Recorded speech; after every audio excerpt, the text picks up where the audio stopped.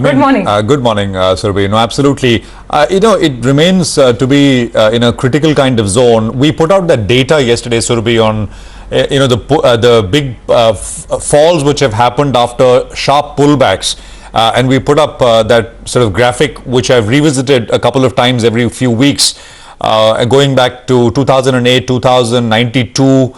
That probably could be the playbook. Yeah, that's the graphic I'm talking about. Or, it's possible that the market actually goes up a little bit more and, then some selling starts to grip it. But in any case, last Thursday, the Thursday of last week, did feel like one of those, blowout top kind. It just gave you that feeling where all news sort of gets priced in, the market makes a, ferocious move and then pulls back quite a bit as much. That was last Thursday, and then of course we got that big pullback yesterday, almost a 5% drop. Let's see. It's tentative out there. I think people are once again back to looking over their shoulders in terms of whether the selling is going to hit them now or a little later. But that is also in a way one of the strengths for this market, because throughout this 30% bounce that we've had from the lows, Surabhi, and I was saying this earlier as well, the question has not been what to buy. Broadly, the question has been whether the pullback is already over, whether it's time to sell again, whether the questions have been of the nature of whether we're going to retest the lows. So, it's been a very, very skeptical 30% move, but it has been a 30% move. So it's possible that somewhere around here there is selling once again. But why not put some of these questions to somebody who advises some of the largest, most influential HNI, ultra HNI, individuals, family offices, organizations in the country. Karan Bhagat is Managing Director, CEO at IIFL Wealth. He's with us to tell us what that category of sort of influential investors is up to at a time like this. Karan, good morning. It's a pleasure. Thanks very much. Good morning, Surabhi. Thanks very much for joining us. So what's the mood, Karan, amongst that category of HNIs and ultra HNIs right now? So I think the mood is cautious, Prashant, and to be honest, it's the right mood, because we all have two or three things to be worried about. High net worth individuals obviously first need to take care of their businesses and ensure that cash flows are well provided for the next 24 to 36 months. In case of a subdued business environment, they would need to continue to pay salaries, so they need to ensure that the businesses are well funded. And that, to a certain extent, reflects in what investments they are willing to do. I think going forward, everybody wants to have an opportunistic bent of mind, but at the same point of time, wants to be at least, at the bare minimum, cautious, if not conservative. So I think the overall theme is to be cautious, is to be a little conservative, and wait and see out. First, how the lockdown opens up over the next 3 to 6 weeks, and then potentially see how the economy recovers before taking any large opportunistic bets. Right. Karan, would you say that the vast majority of people you advise are themselves business owners? So as you said, their first priority is to ensure that there is business continuity for their organizations. There would be three pools of clients we would end up advising. One would be essentially large family offices and entrepreneurs who sold businesses and therefore have ended up with large pools of capital. They obviously have a much longer period of time to look at investing, because they're not involved in active businesses anymore. Second is obviously businessmen who've taken out dividends over a period of time and used that for surplus investments. I think this is the category and the segment which is the most cautious for new investments. And thirdly, professionals who over a period of time, through stock options and salaries and carry, have made a significant amount of money. But as we go along, I think the overall mood is going to be cautious, cautious bordering at conservative. For the second category that you spoke about, Karan, which is business owners, did this extension of the lockdown come as a bit of a negative surprise? Has that soured the mood incrementally? I think honestly in Bombay, everybody was expecting it, given the state the city has been in. So I think it's par for the course. I think honestly 10-15 days of extension of lockdown is not really going to make any significant difference in that sense. But I think as economic activity keeps slowing down further and further, I think challenges will keep mounting. In some ways, the stock market itself is kind of got both factors. One obviously is the adjustment of the valuations, and second is the slowdown in the economic activity itself. But at the ground, businessmen, obviously, I think every now incremental day of extension does cause a little bit of pain. Okay, fair enough. Karan, what have they done through this fall? I mean, just give us an overall sense with equities. You know, the market fell almost 40%, then it has pulled back 30. Did a lot of them sell in that sort of, panic-driven sell-off that we saw? Have they gotten back? Just give us an overall sense. Prashant, our clients don't end up being so trading oriented. Overall, I think it's a fairly asset allocation oriented model. Nearly 60% continues to be on the fixed income side, 35 to 36% on the equity side, and 4 to 5% on the real estate side. So overall, I think clients were invested in equities around about 70 to 80% of their ideal allocation. I think most clients have stayed invested through the period. It's extremely difficult to exit at the top and re-enter at the bottom. And most clients and us, when we try to do that, we get that wrong. So I think we follow strong principles of asset allocation. We maintain that. And generally speaking, at PEEL multiple levels of between 16 to 19 and a half times, we are broadly fully invested. Beyond 20 times, we reduce our investments. Below 16, 17 times, we would increase our investments. So today, if you see at around about a level of 9,300, 9,400 Nifty, we are towards the bottom end of the range, where we are close to around about 17 times FY22 earning. So I think we're in the range. We are neither massively expensive nor massively cheap now. So unlikely to require a massive adjustment. If we were to go of 10,800, 11,000 odd on Nifty for some reason right now, we would have some adjustments. And if we were to go down below 8,500, we would add a bit. But between a long range of 8,500 to 10,500, 10,600, we would more or less maintain our equity stances where it is now. Compared to where how much to what level in your clients are invested. Sorry, I missed one of those numbers. You said they are underinvested, or I mean, are they they've raised some cash? I mean, yeah, sorry. If you have 100 rupees, out of that 60 rupees is in fixed income. Okay. Out of the 40 rupees in equity, they invested around about 32 rupees. So around about 80% invested. Okay, fair enough. Of the equity allocation.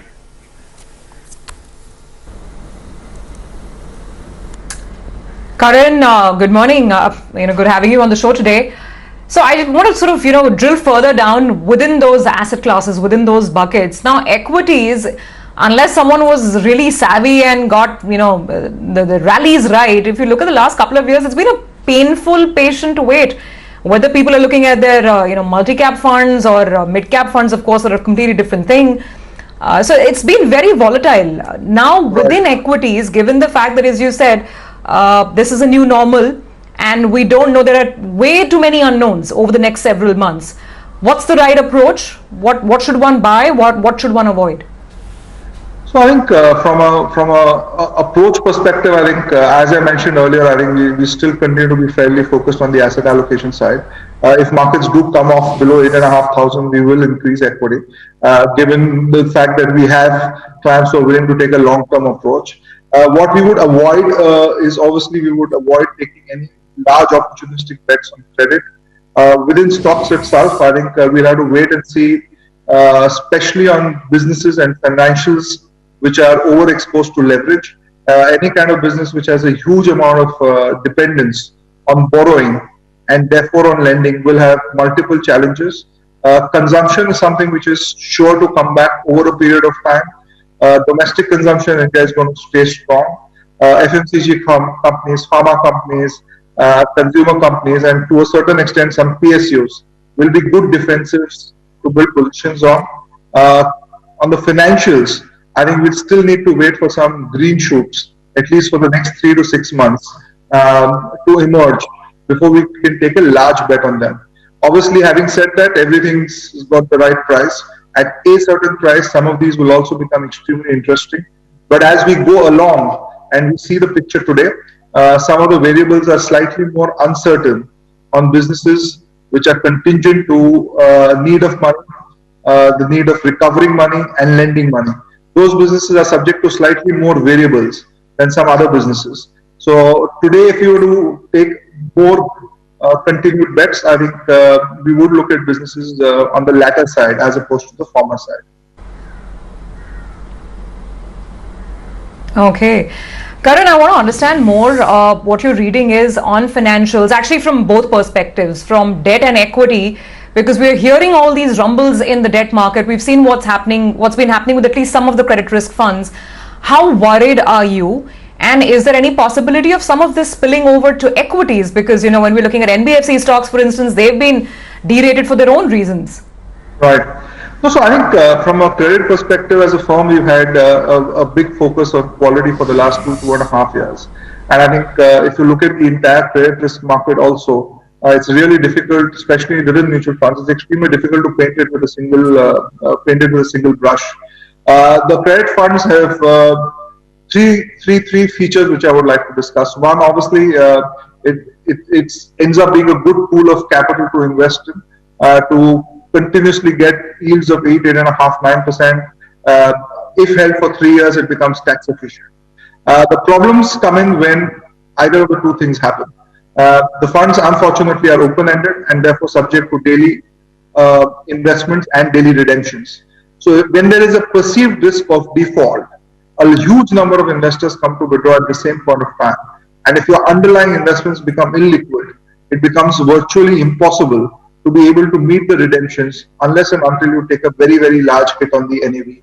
And to a certain extent, it is that fear which has resulted in a massive erosion of the AUM of credit funds over the last 30 to 45 days.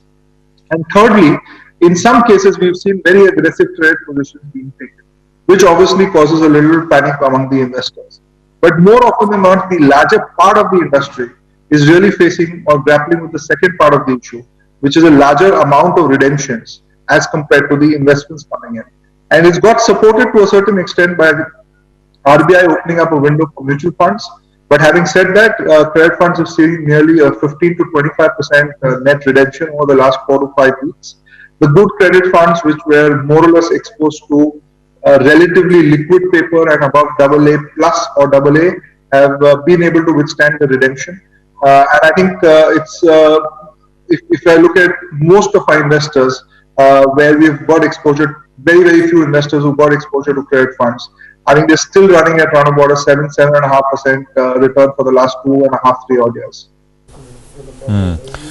Okay, Karan, in terms of equity mutual funds, given the underperformance we've seen over the last couple of years, what is your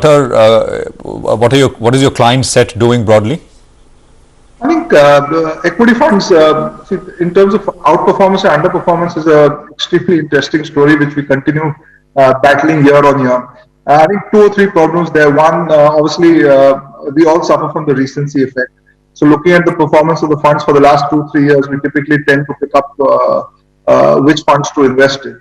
And sometimes it ends up happening that the fund manager, which has done extremely well for the last 3 years, is not the best performer for the next 2 years, which is probabilistically true.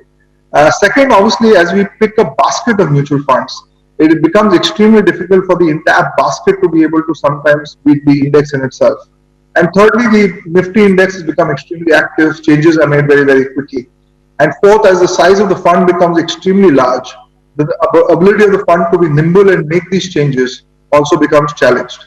I think over the last 1.5 to 2 years, clients have made ETFs a part of their portfolio.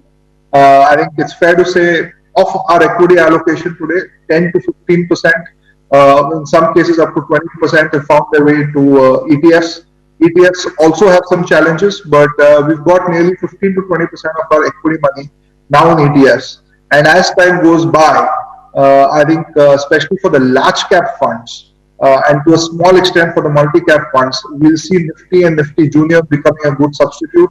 For the other categories of funds, I think replicating the benchmark will be extremely difficult in a short period of time.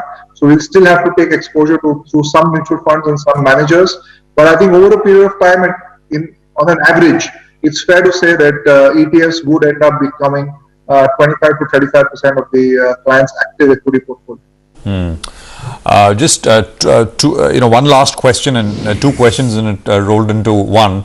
One is overseas investments, right? I mean, many of your clients can use the RBI LRS route to invest in other markets. Is that a big trend you've seen? I mean, at the beginning of the year, before this COVID thing hit us, because of recency that you talked about, the outperformance over the last 2 years in the US markets, one was starting to feel that is a big trend. Are you seeing that now as well? And second, thoughts from your client set on gold. Right. No, so I think the overseas investments definitely attractive to the client. I think it's attractive from in descending order as follows. I think number one, clients want to send out the $200,000 to $50,000 outside because they want to create a corpus which can be used further on if the children go out for education otherwise, or if they plan to start some kind of venture overseas. Secondly, it's important because it becomes a proxy exposure to the dollar as compared to the rupee. And the third reason really is the investment return. So it's still in that order. The investment return, I think, still people like us are not in the best of positions to advise them across all global products. But yes, a few fixed income good options and taking exposure to the ETFs there is possible. And it's a good emerging trend. We've seen a lot of our clients send out the 200 to 50,000. The ability to make 4, 5, 6% in dollars is something which is can be well captured. The other thing which we've seen, obviously, is the domestic mutual funds have created a lot of feeders which invest into NASDAQ and so on and so forth. Those feeders have done extremely well, and they do not come in with the restriction of the $200,000 to $50,000. In terms of gold, I think clients want to have it as a safe hedge. You really can't look at gold as an instrument to give you a return, but in case of an extreme event and an event of, let's say, a 5 or 10% probability where we slip into a recession and then maybe into a depression, let's assign a less than 1 to 2% probability to that event.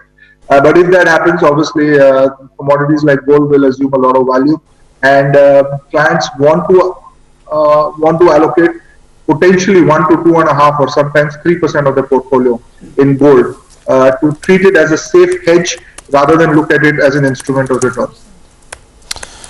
Okay, Karan, pleasure talking to you and getting a sort of rounded up holistic view in terms of what your client set is doing and what you are telling them. Always appreciate it, and hope to have you back more often here on CNBC TV 18. Thank you. Stay safe. Thank you, everyone. Okay, the market is up 74, so it's given up some of those gains. Once again, 93.67, and things are still a bit iffy. I mean, it's not last week, most definitely. It's a very different market, especially after what we saw yesterday, that 4-5% cut. A little late to take our first break, so let's do that.